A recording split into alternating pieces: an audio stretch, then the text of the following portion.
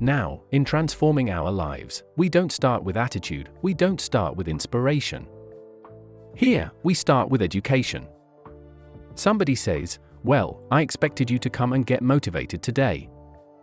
Well, that probably won't do it. Somebody says, "By now, we should be standing on the chairs, waving a flag, singing the old grey Get Going Here." No, that's not where you start. Life change does not start with inspiration, life change starts with education. You've got to be educated to the point where you might have messed up. My teacher put it in blunt, simple language. He only went to the 9th grade in school, so he put it in simple language I could understand. He said, "Son, after 6 years living in America, healthy American male, 25 years old, been working 6 years, 1 year of college, pennies in your pocket, nothing in the bank, behind on your promises. Son, I just got one simple explanation for that: you've messed up." Now, I could understand that kind of language. Substitute a Hershey bar for an apple means you've messed up. Should walk around the block, could walk around the block, won't walk around the block, you have messed up. And all you've got to do is write down through the list.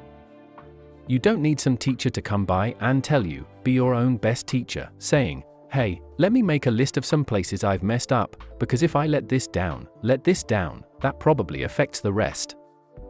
And the answer is, that's true.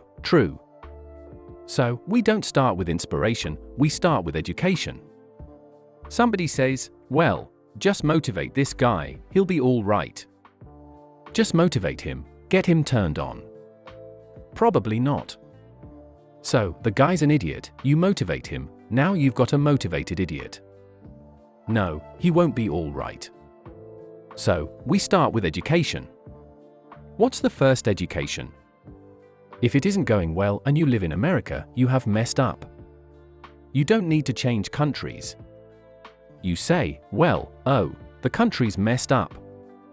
That's like cursing the soil and cursing the seed and the sunshine and the rain, which is all you got. Don't curse all you got. When you get your own planet, you can rearrange this whole deal. This one you got to take like it comes. There's always more room to grow, there's always more knowledge to gain, always more skills to perfect. We're never done with the education process because education is part of the path to well. Education and learning is part of the path to hell. Continued education can turn you around if you're headed in the wrong direction. We need the mental food that others provide, we need mental exercise. We need to open up our minds to different alternatives. We need to learn to appreciate the other side of the debate so that we can strengthen our own and defend our own. We need to expose ourselves to a wide range of thoughts, philosophies, and ideologies. You've got to listen to a variety of speakers, read a variety of books. No one speaker has all the answers for you, no one book has all the answers. You can't get all the answers from one person. We need a variety of influences to give us input, to give us ideas, to manage our business, to manage our relationships, to manage our finances, to take advantage of our time. We need a variety of influences, we need a variety of books in our library, and we need a variety of tapes in our video library, our audio library. We need a variety of voices. And here's what else we need a variety of points of view. Points of view can be so valuable. Somebody says, "Did you ever see it from over here?" And you say, "No." So, you step over there where they are, and you take a look back over here from their point of view, and you say, "My gosh, I never thought from this perspective. It's so different. No wonder you think the way you do." Here's the clue: take advantage of all that's available in terms of mental food and mental exercise. Be eager to learn. Always be eager to learn, no matter how far along you are in the journey, no matter where you are in your success. Keep that eagerness to learn. Gather up as much knowledge as you can, and then what? Debate it. Put it all on the table and look at it. Dissect it. Turn it around and stare at it. Ask questions. Make statements. Don't take it for granted that one person has all the answers you're looking for. Take their knowledge, but don't take it as the only knowledge. Make sure that what you finally do, the model you develop, has a strong appreciation for your own style, your own methods, and your own process for achievement. Make sure that what you finally do is a product of your own conclusion. That's what's valuable, not to just go do what someone says without debating it. Consider the source, and then do it your way. You can take an interest in what someone says, digest it, take notes on it, but then debate it. Look at it from all angles. Be a student, not a follower. Building your ambition is a process unique to each and every one of us. Gather all the knowledge that you can, then develop your approach as a product of your own conclusions. Your own conclusions, not someone else's conclusions. You can't fall for other people's philosophies, they may not be right. As you collect knowledge, you must sort through it and find out what's valuable. Then you can develop your own philosophy, and your own philosophy becomes one of your guiding lights. So, develop your own plan lest you get into trouble with someone else's. And debate the plans of others, the philosophies of others, the achievement styles of others, the way others appreciate themselves. Debate all this. Why? Because it affects everything: the value you place on your plan, the value you place on yourself, the value you place on life in general. It affects everything around you. It even affects how you respect time, the 24 hours a day given to each of us to do with as we choose. There's a connection between appreciating yourself and appreciating and respecting time. People who appreciate themselves understand and respect the use of time. Here's what I call the best-kept secret of the rich, an interesting discovery that I made one day. I couldn't believe it when I found out that rich people have about 24 hours a day, and poor people have about 24 hours a day. Wouldn't that drive you mad until you found out what the difference was? I'm telling you, the difference is in the management of time. A few simple disciplines practiced every day, and your whole life can change. Your future can change. Your income can change. You can learn from negative as well as positive. The Bible is such a great book because it is a collection of human stories on both sides of the ledger. On one list of human stories is called examples, do what these people did. And the other list of human stories is called warnings, don't do what these people did. What a wealth of information, what to do and what not to do. I think it also means, however, that if your story ever gets in somebody's book, make sure they use it as an example, not a warning. All the successful people I know and work with around the world are good readers. They just read. They are so curious that they are driven to read because they just have to know. It is one of the things they all have in common. Here's a good phrase: all leaders are readers, and they use cassette programs too, especially while they're in the car or during other times when they can't read. Cassettes can help all of us easily pick up new ideas and new skills. Did you know there are cassettes and books on how to be stronger, more decisive, a better speaker, a more effective leader, have a better effect on other people, become more loving, develop personality, get rich, develop influence, become sophisticated, and people don't use them? How would you explain that? Did you know that hundreds of successful people have written their stories in books and told how they did it on cassettes like this, and people don't want to listen? How would you explain that? The guy's busy, I guess he says, well yeah, if you worked where I work, by the time you struggle home, it's late. You've got to have a bite to eat, watch a little TV, and get to bed. You can't stay up half the night and read. And this is the guy that's behind on his bills. He's a good worker, hard worker, sincere. But remember, you can be sincere and work hard all your life and wind up broke, confused, and embarrassed. You've got to be better than a good worker, you've got to be a good reader, a good listener. At least you could hear a good cassette on the way home right now. You don't have to read or listen to educational cassettes half the night, although if you're broke, it's a good place to start. But here's all I ask, just 30 minutes a day. That's all. Stretch it to an hour if you can, but at least 30 minutes. Hear or read something challenging, something instructional. At least 30 minutes a day. And here's the next key, every day. Don't miss a meal, but don't miss your 30 minutes. Hey, you can get along without some meals, but you can't get along without some ideas, examples, and inspiration. There's a Bible phrase that says humans cannot live on bread alone or food alone. It says the next most important thing to bread is words. Words nourish the mind, words nourish the soul. Humans have to have food and words to be healthy and prosperous. Make sure you have a good diet of words every day. I told my staff one day, some people read so little that rickets of the mind. And also, remember, to properly feed the mind, you must have a good balance. Don't just read or listen to the easy stuff. You can't live on mental candy. Good books and cassettes are tapping into the treasure of ideas. That's it. Tapping into the treasure of ideas like you're doing with this program. And if somebody's got a good excuse for not tapping into the treasure of ideas for at least 30 minutes every day, or spending the money and getting the books and cassettes, I'd like to hear it. Invest the money, get the cassettes and books though. All the best money you can spend is money invested in your self-education. Don't shortchange yourself when it comes to investing in your own better future. Mr. Shaw got me started on my library when I first met him. He said, "Diet, become self-educated. Standard education will get you standard results. Check those numbers and see if that's what you want. And if it isn't, if you want something better than standard, you must become self-educated."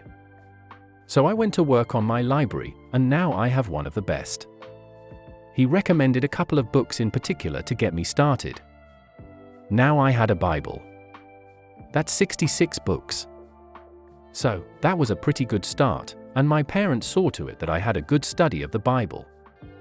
But the first book Mr. Shaw told me to get was the book Think and Grow Rich by Napoleon Hill.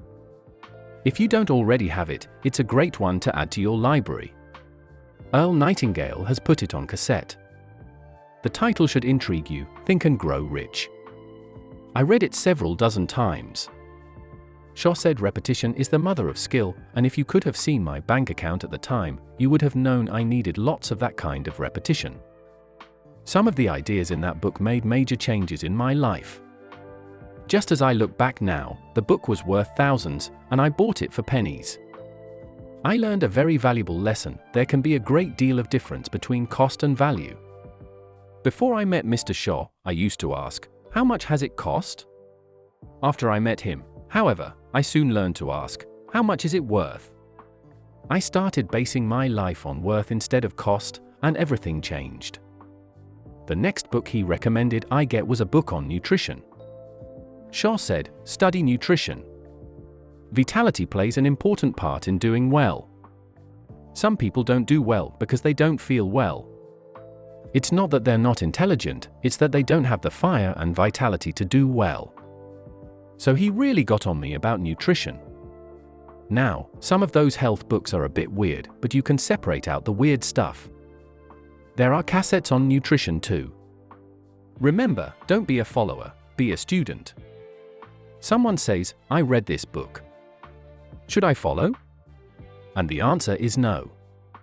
Read at least 2 books and make up your own mind. Don't be a follower, be a student.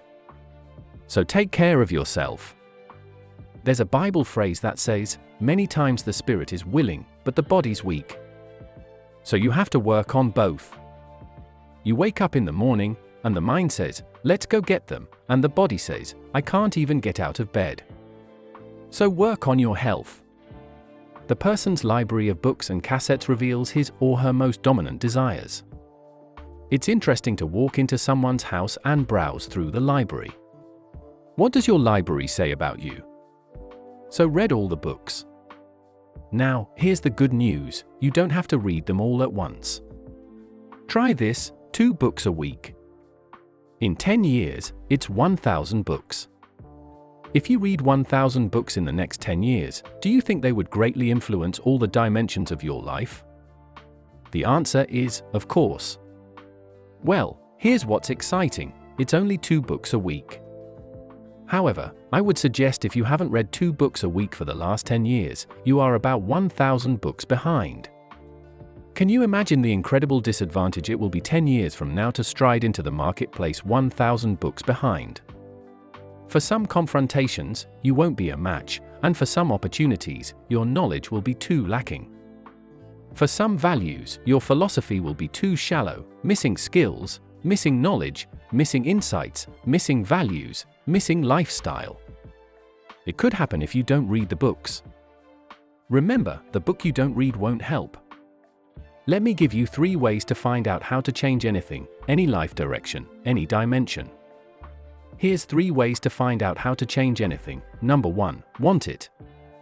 Number 2, read. Become a good reader. All of the successful people I know and work with around the world, they're all good readers. Curiosity drives them to read. They've got to know. They just read. Become a good reader. Now, that's my opinion. Listen to the other lecturers and listen to me, and make up your own mind. Don't be a follower, be a student. Really, for life change, you've got to read. One way to learn is from your own experiences, but another way to learn is from other people's experiences. See, one book might save you 5 years if you read it. Did you know there are books on how to be stronger, more decisive, be a better speaker, be a leader, have a better effect on other people? Well, develop your personality. Did you know there are books on that? And people don't read them. How would you explain that? And they can read. Did you know that hundreds of successful people have written their stories and books, and they wrote down on how they did it? And people don't read it. How would you explain that? The guy is busy, I guess. You know, you get tied up. The guy says, well, yeah, you work where I work. By the time you struggle home, it's late. You got to eat supper, watch a little TV, get to bed. You can't sit up half the night reading. The guy's behind on his car payment. Good worker, hard worker, sincere. But you've got to be better than sincere and work hard. Otherwise, at the end of your life, you'll wind up cold, stony broke. You've got to be better than a good worker. You've got to be a good reader. Get around successful people and listen. Now, you can also learn from unsuccessful people. Take notes on both negative and positive. On the negative, the notes are called what not to do. You got to learn what not to do as well as what to do. So learn from the negative as well as the positive, okay? Find out what poor people read and don't read it. That's good information. Learn from the negative. But now, you can also learn from the positive. Get around successful people, listen to what they say, listen to how they say it. It's important. We've all got about 16 waking hours. Practice listening those 16 hours. And I say practice listening because listening isn't easy. I found out it's easier to talk than it is to listen. But if you will practice listening those 16 hours you're awake, sure enough, from surprising sources comes great ideas. In sales training, we teach, if you want to learn sales, listen to the kids. Kids have got to be the master salespeople of all time. They have no equal. The father tells his young son, no, you cannot have an ice cream cone. 30 minutes later, he's licking on one. That'd be 30 minutes worth listening to. Persistence runs deep like the ocean, and the kids never took a class on how to overcome objections. They already know how. They don't need classes. You tell kids no, that goes right on by. They give you 3 good reasons. Just say you know, goes right on by. They give you 3 more. They're masters. So listen and learn. Now, here's some of the best advice I've got for the whole evening. It won't get any better than this. This is it. Poor people ought to take rich people out to dinner and listen. That's some of the best I got. If a guy's not doing well, one of the first things he ought to do is find a guy that is doing well and offer to buy him his dinner. Spend $50, $60, $80. Go for the full 9 course. Start him on the juices and get him started talking. The salad takes 15 minutes. Keep it rolling. Biggest steak in town takes 45. Keep it rolling. Pour on the dessert. Stretch that meal out about 2 hours. If you get a successful person to eat and talk for 2 hours, they're liable to drop ideas in your lap, change your life, multiply your income by 2, by 3, by 5. But you're right, poor people don't usually take rich people out to dinner. That's the problem.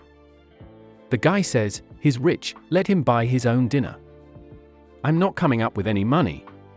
And he says, besides, you work where I work. By the time you struggle home, it's late. You're lucky to get your own supper, let alone run around trying to find a rich man to feed, and the guy behind on his house payment. Good worker, hard worker, sincere. But you got to be better than sincere, work hard, or you wind up broke. You got to be better than a good worker. You got to be a good listener and remember what you read and what you hear. Put the good stuff in your journal. Now, here's the third way to find out how to change your life, and that's to observe.